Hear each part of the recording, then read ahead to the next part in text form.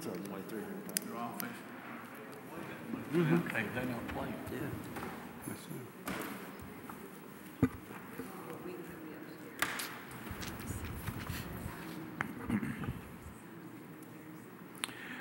Good evening. Welcome to the Haywood County Board of Commissioners meeting for September 21st, 2015. We'll begin with the Pledge of Allegiance. If you'd please stand. Pledge allegiance to the flag of the United States of America, to the republic for which it stands, one nation, under God, indivisible, liberty and justice for all. Let us pray. Heavenly Father, thank you for the opportunity to come together as a board to do the county's work. Guide us as we try to do what's best for our people. Be with our country's leaders, our military and their families, our law enforcement, fire and emergency personnel as they put their lives on the line every day for us. We ask these things in your name. Amen. Thank you. Okay. All right, we'll move to the public comment session. Is anyone present who would care to address the board?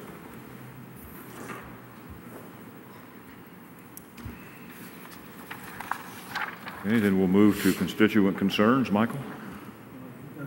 No? Okay. Don't have any. Bill? I was going to ask Ira to comment on our visit over to Junaluska this weekend, Saturday. Yes, Saturday was a big day. They had a great event out at Junaluska. It was Celebrate Recovery, sponsored in part by Smoky Mountain Mental Health, but there were quite a few organizations out there. The Sheriff's Department had done a lot of sponsorship on this. He was out there cooking hot dogs. They went through a large program of how to help people with regards to substance abuse issues, which is a very important part of our community. The Chief of Police was out there. And also, it was very important, the Director of the State Division of Mental Health had made it here from Raleigh. So a lot of people showed up, and a lot of people were very supportive of trying to get people out of substance abuse issues. Thank you. Thank you. Okay, I don't believe we have any administrative or agency reports today. Is there any adjustment to the agenda? Okay, hearing none, we'll move to the consent agenda. We've had the opportunity to review the September 8, 2015 regular meeting minutes. Are there any changes to those? Okay, if not, then we'll move to David Francis, the Solid Waste and Tax Administrator. Hey there. Good evening, Commissioners. Hope everybody's doing pretty well. Had a great, beautiful weekend in Haywood County this past weekend. Before you is the releases and refunds for the month of August. Nothing unusual or out of the ordinary to report. Okay. And we've had the opportunity to review those as well. So any questions of David? All right. Thank you. Okay, thank you. All right, we'll move to the third item, which is the 2015 tax collections update. We have our tax collector, Mike Matthews. Welcome, Mike. Good evening, Commissioners. Mine's kind of short tonight. Attached the delinquent taxes. We're moving right along with that. As far as the reason the current collections weren't in there, is because the bills hadn't gone out by the time this was done. I mean, they went out early, but not for August. So we won't have a complete one of those until the next meeting for September. Okay. So we did just an update. I guess the first 11 days that the bills went out, we've done about $11 million or $4 million so far. So it's coming in good. Any questions of Mike? Mike, how's the plan going for motor vehicle, the delinquents for that? I think you said you were putting a plan together. Oh, for the old, well, we sent. Yeah, for the old ones. Yeah, we sent most of those, or a lot of those, to IC, to the Interstate Collections, and then a couple of years, I can't remember which years it was now. We discussed it last meeting. I forgot it. I didn't bring it with me, but some of it's been written off in the older years, or I think we've written off, what, 2 years? Do you know? For the old motor vehicles? They were asking about the plan for we talked about the last meeting, but I didn't bring it with me. I just don't know if you remember. I'm not sure what you're asking. Whatever was, they were going to review that at the interstate and see what they could collect. Well, whatever was non-collectible was going to have to be written off. And then there's a few years, I just can't remember how far back it goes that we've written off. So. What's the Interstate Collections? It's just the collection company that we use. Oh, okay. Let them do it. Write off everything that's 10 years older. 10 years, later. yeah, okay. Yeah, we 10 years have- back, we've written off, and then everything, or most everything else was going. So, Okay. Any other questions? Okay. Thank you. thank you. Okay, we'll move to the fourth item, which is a series of budget amendments. Julie Davis. Good evening. I have a few budget amendments for you here. The first one is actually a reduction. We have a program that Medicaid is no longer funding. It's for $34,252, and so we're reducing the expenditures and reducing the revenue related to that particular program. All right. All right, and the next one, this is a total of $12,623. It's a combination of 4 grants that were from the Haywood Healthcare Foundation to the Health and Human Services Agency. These were awarded last year. They didn't have enough time to spend the money last year, so we're rolling the amount that they still have left to spend into the 2016 year. Okay, any questions there? And the next one is $500. This is for the sheriff's office. There was a donation made to the sheriff's office that for the sheriff to use however he saw fit, and he is using it for a program where he did some debriefing after the shooting in the church in Canton. So that's what that funding is going toward. Okay, any questions for Julie on those? Okay, and if not, we'll move to Dale Burris.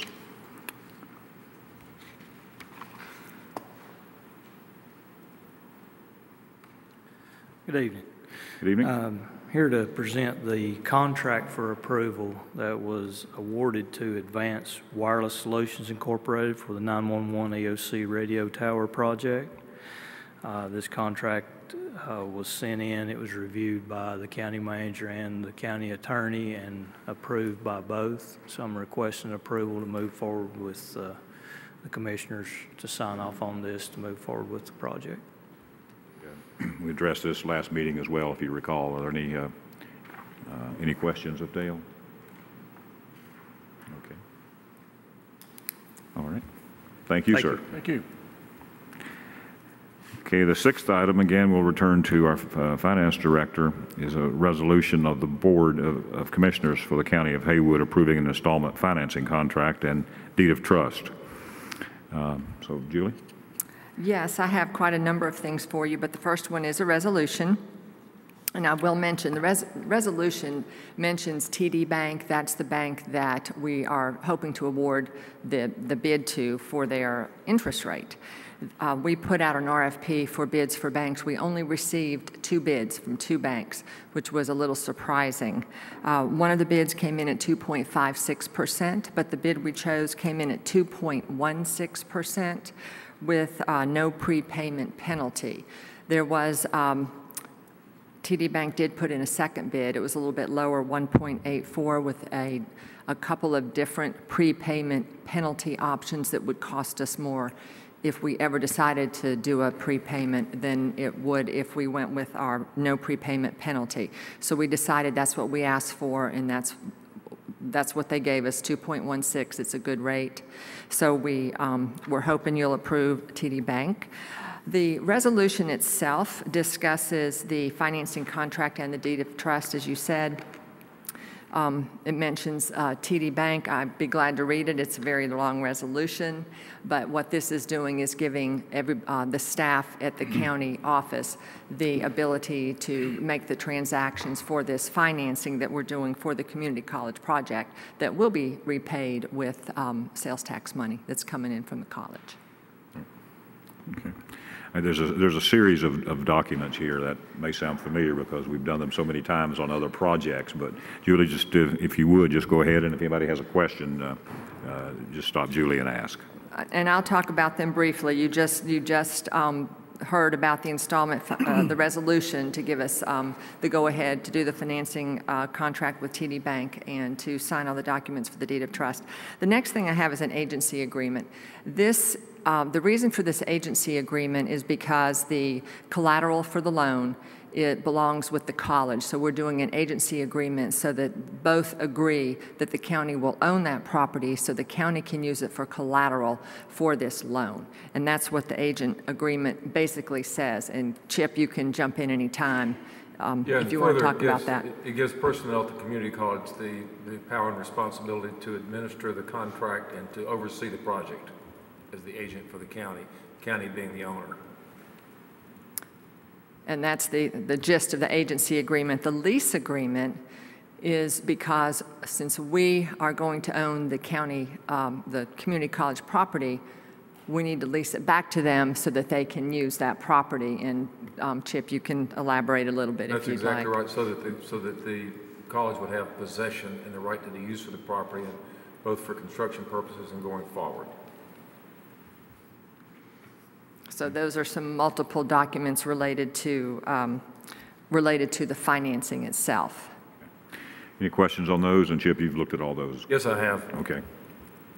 I just wanted to note it's a 10-year loan, right? Yes, I'm glad you brought that up. Yes, it's 10-year financing. Okay. Any other questions? Okay, then item 9, Julie. The next one is the form of construction contract. This is a contract that we're asking you to approve a little early in our process because the process itself has been condensed. The Local Government Commission is going to be approving our loan on October 6th. If we wait till the next meeting or after the LGC approves our loan, then we're a little afraid that the architects are not going to have enough time to get this contract with the company that the community college has chosen to do the construction. They're afraid they won't be able to get that through some of the state approvals that they need. This is with Brantley Construction Company, LLC, and it's with the trustees of the community college because they're the ones that are going to be overseeing the project. But this is an approval of this company, and it's contingent, of course, on Local Government Commission approval of the financing. It would also be contingent, I believe, on the State Construction Office, wouldn't it not? It sure would, although the State Construction Office, I believe, has already approved the project. They are probably going to be the ones that have to approve the contract, and Breck Lanning from the college is here if you need some more information. I'm sure he has a lot more information on it than I do. Brett, if you would, please.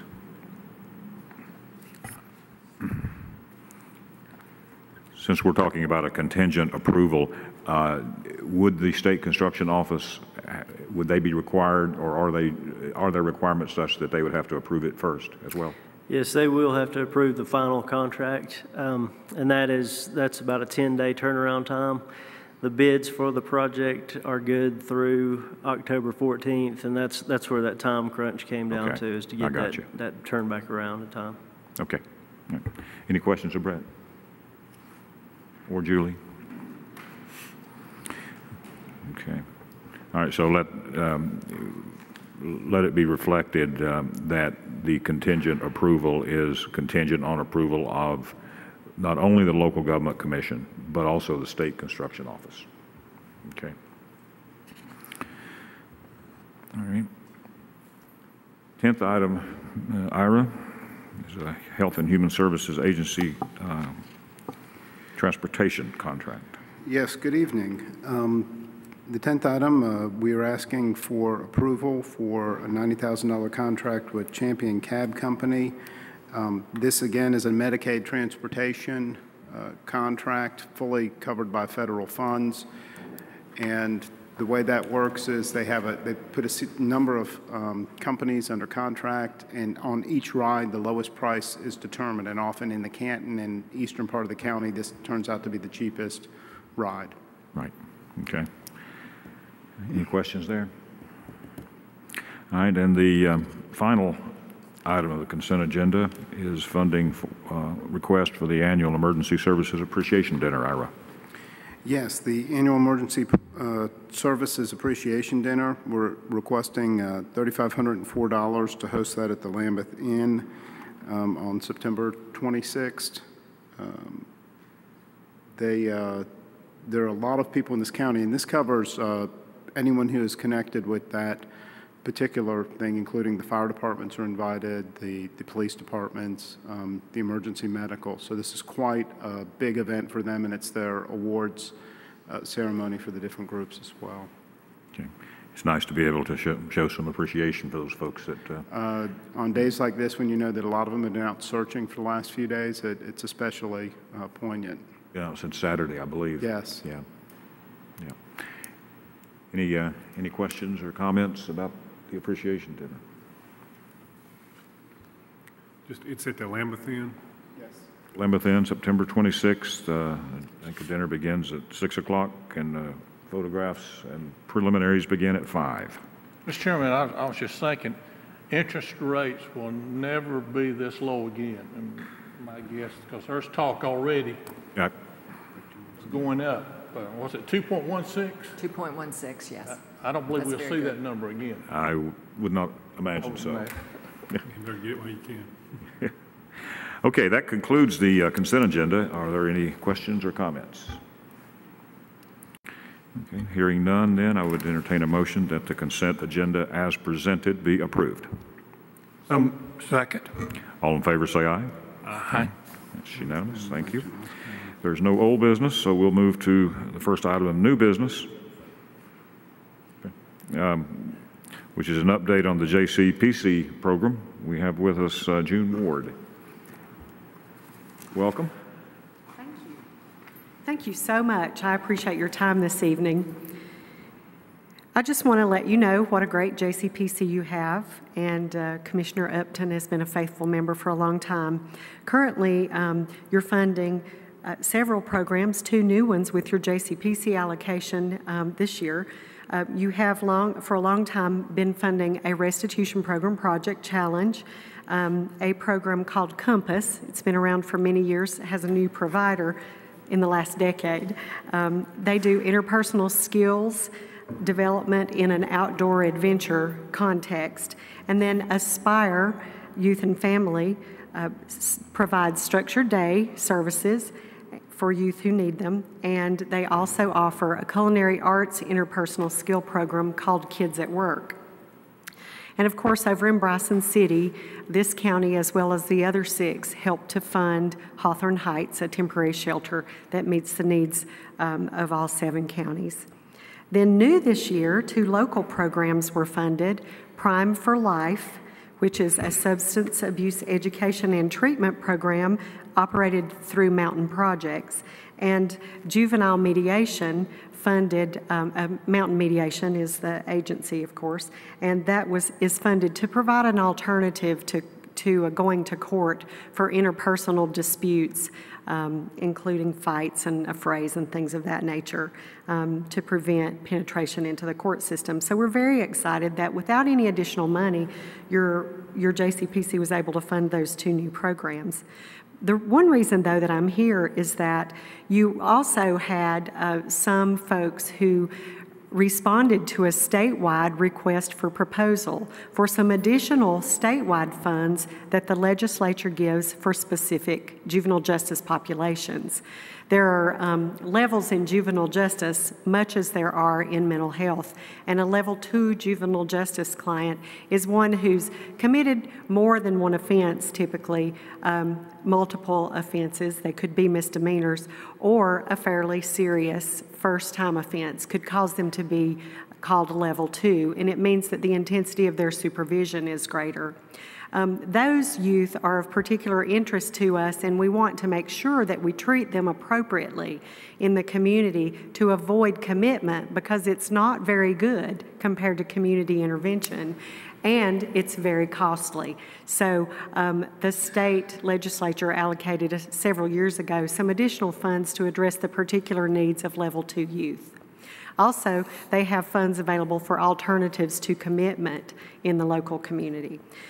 Your community was funded last year and again this year for multisystemic therapy, one of those trademark best practice services that evidence is very strong, showing that it's very effective for clients who need it. Now, your local managed care organization, Smoky Mountain, funds MST, or multisystemic therapy, for youth who have Medicaid.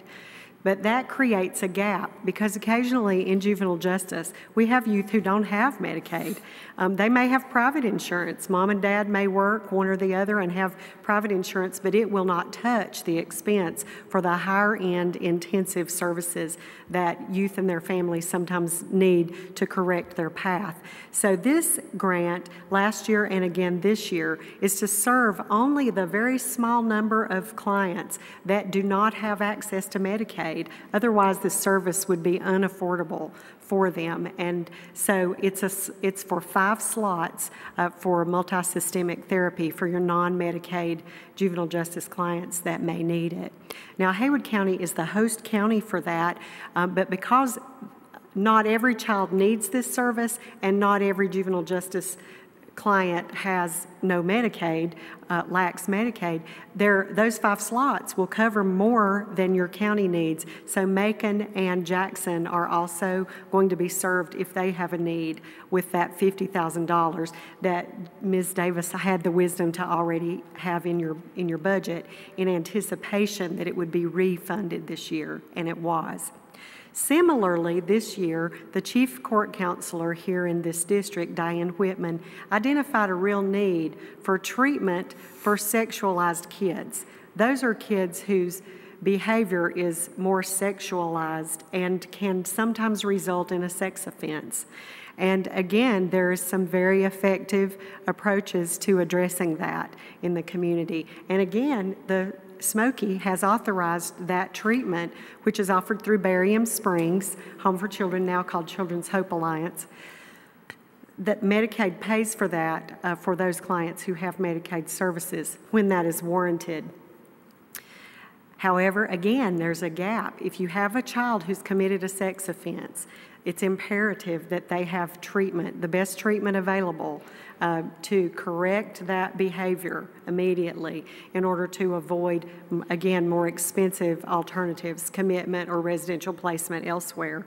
And so, again, we have just a few slots, but we think the need, based on past experience, is quite small. So we're asking that you host this and receive this award, which is $100,000, but it's going to serve some of the most rural counties in western North Carolina that do not have access to any slots for undocumented youth or for youth who don't have Medicaid, that are local citizens. And that $100,000 will meet the needs in all this district, District 30, and we anticipate it will meet the needs for District 23 as well as District 24. So the request then is that you amend your budget to receive $100,000 more from the Department of Public Safety through those legislatively awarded Level 2 dispositional options. And the JCPCs in all those counties have endorsed those services. Okay. So that's all I have. Well, thank you. Thank Very you well so done. much. Any questions of Ms. Ward? Just a comment, June, I know we've talked about this in our meetings. I'm amazed how young our youth are getting that are involved in some of these activities. I was quite amazed. It is. It's very We're concerning. on down in elementary now, and you know. It is. Our juvenile justice system can work with youth as young as 6, but it used to be as scarce as hen's teeth to have children that young. And it's considered, it increases their risk for future offending if their first touch with juvenile justice is below age 12. And we are unfortunately seeing that creeping down. And in some of the counties, they're reporting that drug use, tobacco, alcohol, and other drugs, particularly marijuana, starts at a younger age too. And that's very concerning as well. So that's a good point. Thank you. And I just want to thank you all for doing your work in such a professional and congenial manner. I don't get to go to my county commissioners meeting in my county very often, but it's a pleasure to watch you work. Oh, well, thank you. Thank you. It's almost like we get along with each other. I know, and I have a feeling that even if you had differences of opinion, it would be quite civil. So it's nice to see that as a citizen of this state. You can be, you can disagree without being disagreeable. Absolutely. I think. So. Absolutely. Okay, in order to accept these funds, if that's the will of the board, then we would need to approve a budget amendment. Julie? Yes, and June so nicely really outlined the budget amendment. We're adding $100,000 into our expense line item for the youth services with $100,000. There's no match on this particular grant, so we'll put $100,000 in the revenue and the expense for this one. Any questions or comments? If not, we'll entertain a motion then that the budget amendment as presented be approved. Second? Second. All in favor say aye. All right, it's unanimous. Thank you.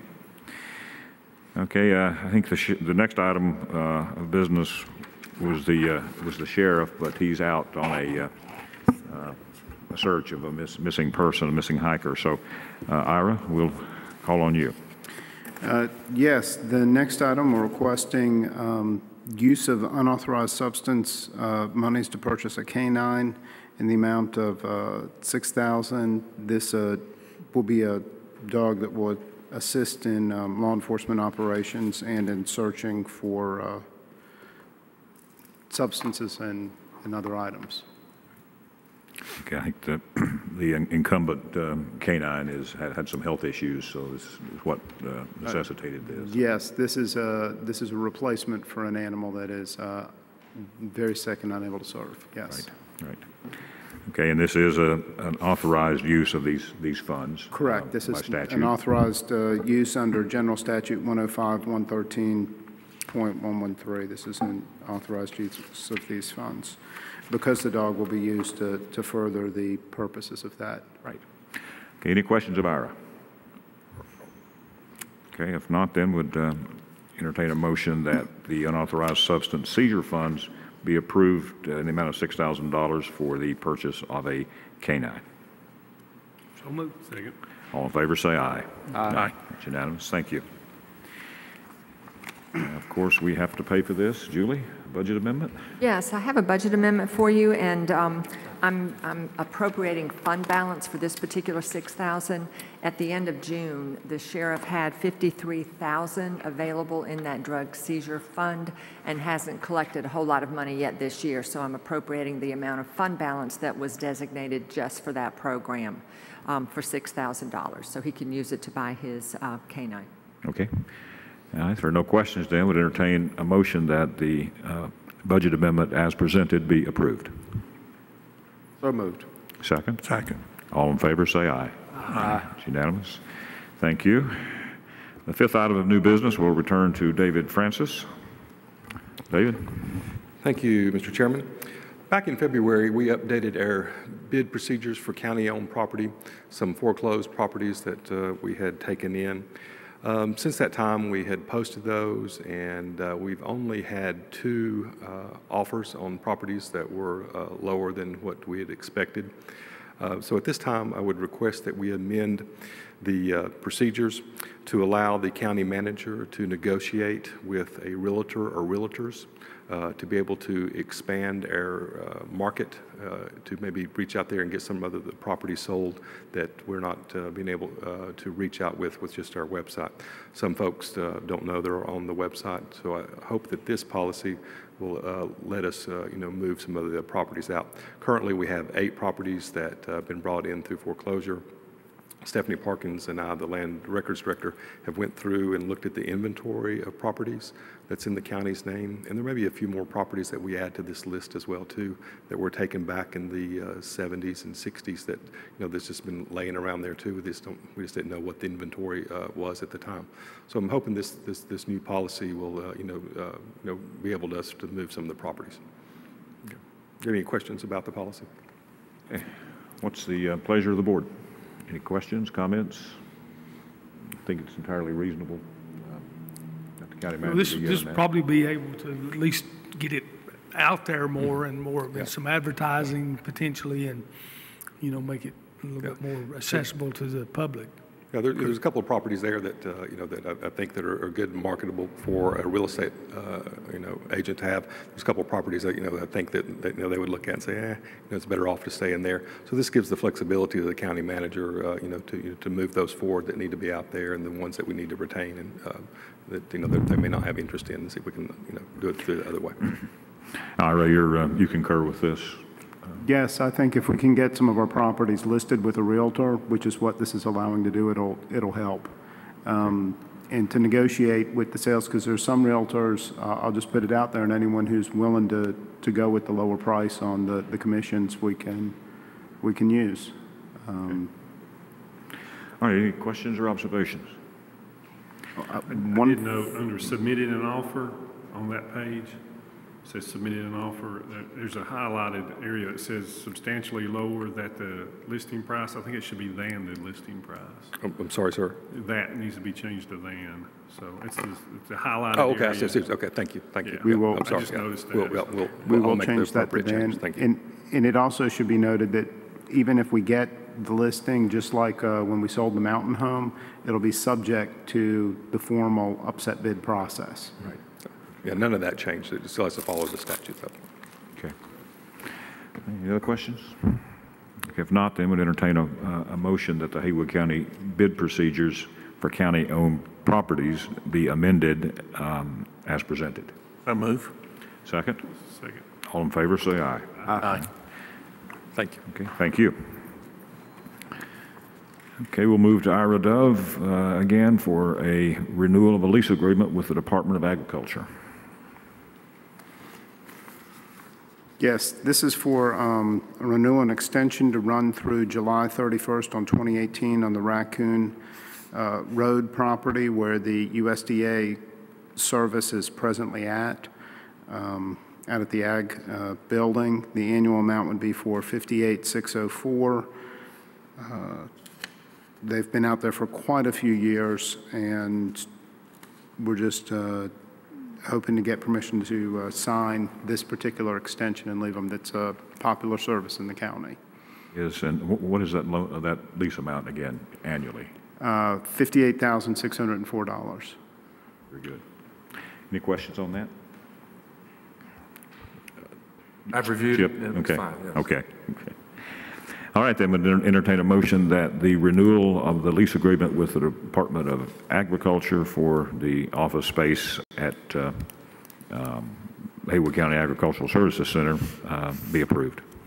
So move. Second? Second. All in favor, say aye. Aye. Okay, it's unanimous. Thank you. Okay, we'll stay with our county manager for a Golden Leaf Grant community-based grant-making initiative. Yes, thank you. I want to briefly go over three things with you. One, what the Golden Leaf Community Initiative Grant is. Two, the proposals that we receive. And three, to get your guidance and possibly support for funding on the project that you wish to support. What the Golden Leaf Community-Based Initiative is. This is a significant grant of $1.5 million from the Golden Leaf project for up to 3 projects in our county. The projects that we propose, and that would be a total of $1.5 million, but we could submit up to 3 projects and split that $1.5 million out in any way. We're in competition with a number of counties in the west and down east as approximately 24 counties for a small pool of money. So it is a competitive grant. It's going to address whatever we put forward: development, education, workforce development, infrastructure, agriculture. The project would have to meet clearly identified need in the county, doing the most good for the most people, focused on strong support, and be sustainable. This grant is not for things like tourism or speculative buildings, emergency medical buildings, or social services or social services. It's for economic development under the areas named earlier. Projects would be chosen by Golden Leaf on urgency, significance, capacity, and specific outcomes. I would have to endorse the project as the county manager. There needs to be a 20% cash match, and this application's due October 1st. We learned of this project in late July when Golden Leaf sent out the guidelines to quite a few nonprofits, governments, and other things. They pretty much saturated that. Went to a meeting August 5th in Henderson, listened to the presentation. It was clear in that meeting that whatever we choose is going to have to be connected to real jobs as outcomes, and cash match will be vital to the process. I personally sent the package out to a number of nonprofits. we had this on the Council of Government agenda in August and the Economic Development agenda in August. And I asked everyone, because of the tight deadline, to get draft applications by mid-September so that I could, if need be, come before you with these discussions. After all of the inquiries, only 3 applications, one from the community college, one from Canton, and one from the Junaluska Sanitary District came forward. Briefly, to go over the projects that came in the Canton area, they had proposed extending some sewer and water lines out to an area in the industrial park and also to an additional site in a hope that by extending this, they would make those areas more competitive for economic development. The community college had put forth an advanced machining grant. The grant covered both the equipment and the personnel to run it for a few years, as well as significant renovations to the building. They had asked for the entire cost of the grant, and the Junaluska Sanitary District proposal was to extend sewer service out to 209, which would hit to Riverbend Elementary, which is on a septic system, as well as 2 businesses that are out there, the Pilot Travel Center and JD's Truck Stop, and they have restaurants with them, a Subway and then also a 209 Cafe.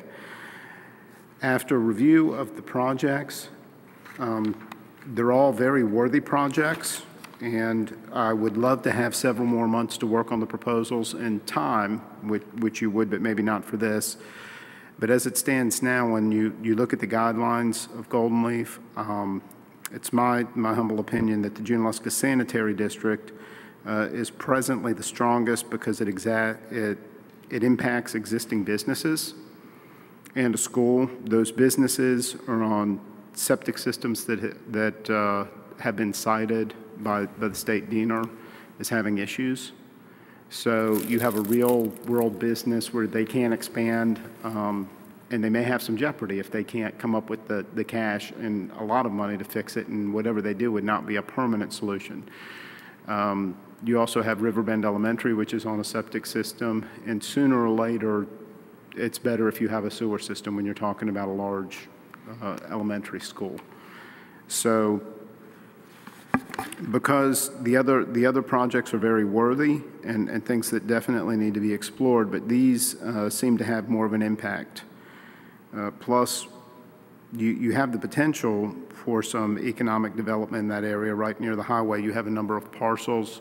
I believe some of them had been looked at previously by larger, I've been advised that some of them may have been looked at previously, but were quickly passed over by restaurants or other things that might want to locate near 40 because it didn't have a sewer system.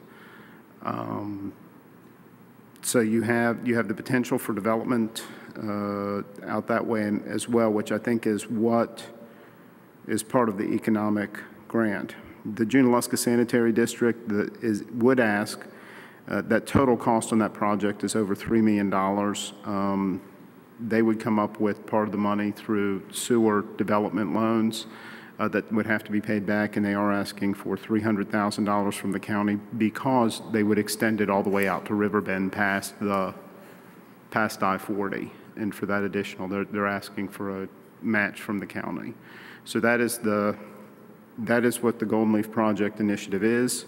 Those are the proposals we've received, and that is why of these worthy projects I would recommend the one, simply because I think it has the best chance of funding, and because you have a school out there that you can get off of a septic system with this if they approve it.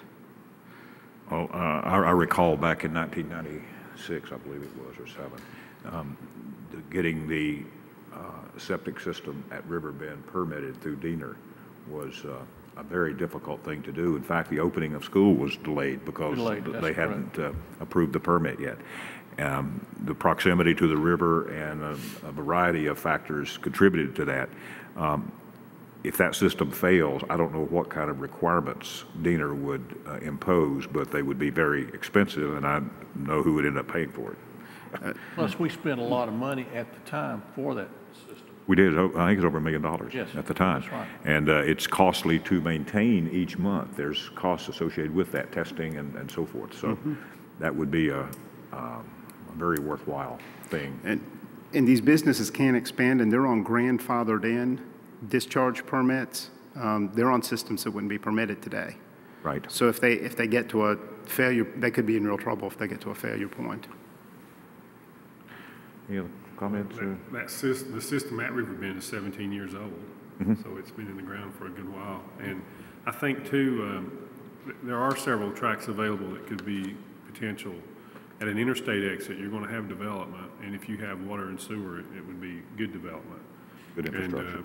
And that would, which would mean jobs. It would also mean the retention of the jobs that are there, because if a sewer system goes down, they'll have to close down, and those are several jobs. So I think that the preliminaries was there's as many as 70 people could be affected out there.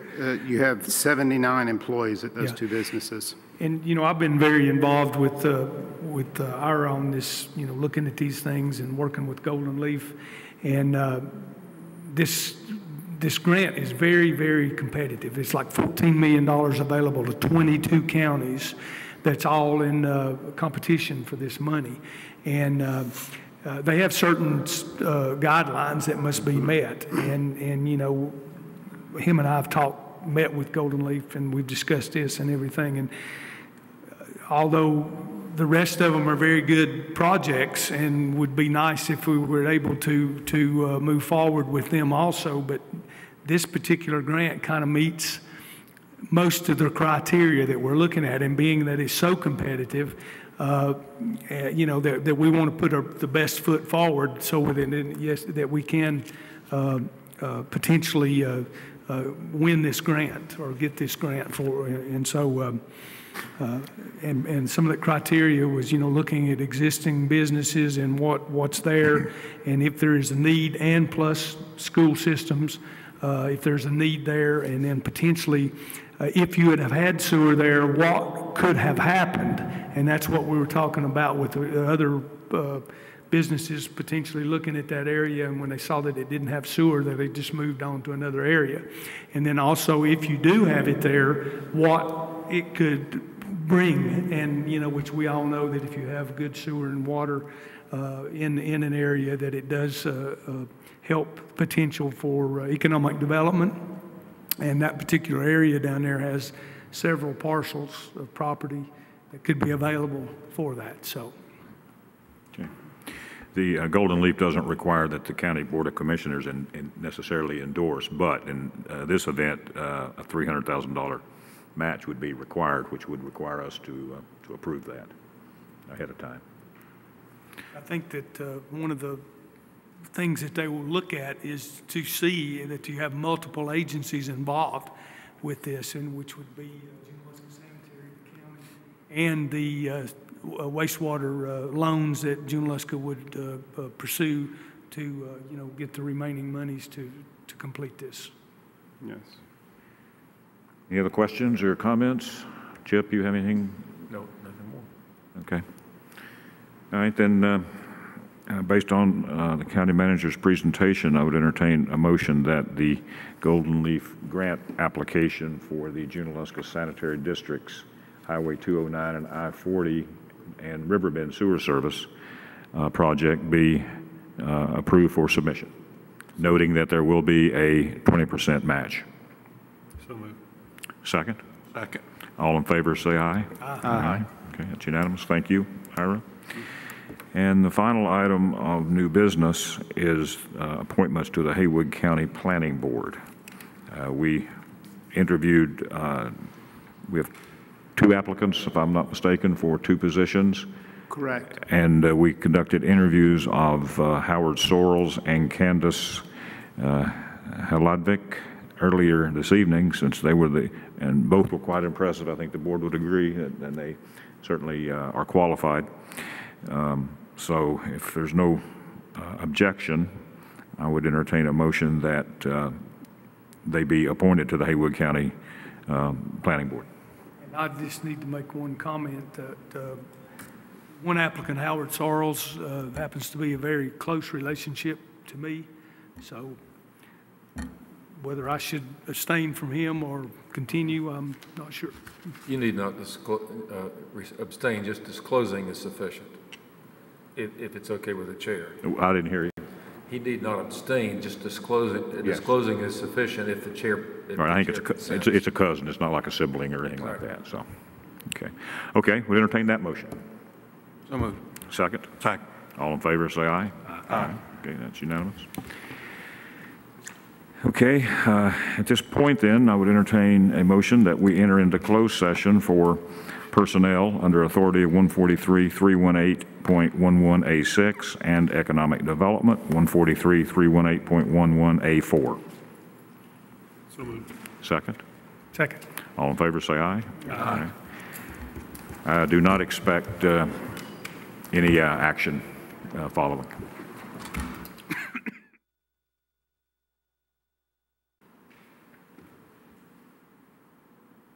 Okay, we have returned from closed session. Is there any other business for the board? Hearing none, we'll entertain a motion to adjourn. So moved. Second. All in favor, say aye. Aye. That's unanimous. We're in adjournment. Thank you.